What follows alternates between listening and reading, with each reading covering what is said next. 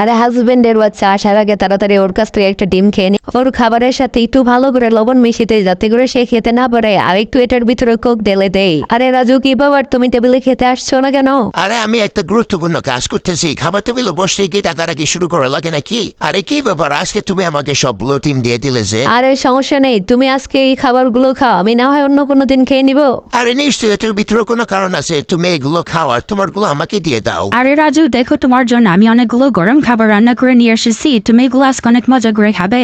ভিডিওটি শেষ পর্যন্ত দেখতে হলে যে চ্যানেলটি এখানে সাবস্ক্রাইব করতে হবে, আর এই যে পাশে একটি লাইকের মতো আছে এখানে এটাকে বাজিয়ে দিতে হবে। আমি একটু ডাক্তারটা তুলে দেখি, এটার মধ্যে তুমি কি রান্না করেছো? না রাজু, আগে ওর খাবারগুলো খাওয়া শেষ হোক, তারপরে তুমি তুলে থাকো না, ও তোমার খাবারগুলো খেয়ে নিবে। হ্যাঁ হ্যাঁ, আপনি ঠিকই বলেছেন, আগে খাবারগুলো শেষ হোক তারপরে আমি খাবো। তাড়াতাড়ি তুমি খাবারটা শেষ করো। আমার খাওয়া শেষ হয়ে গেছে, এবার তুমি তোমারটা খেয়ে নাও। আরে এটার ভিতরে তো কোনো খাবারই নেই, আজকে আমাকে বোকা বানিয়েছে, আমি আজকে কোনো কিছুই খাবো না।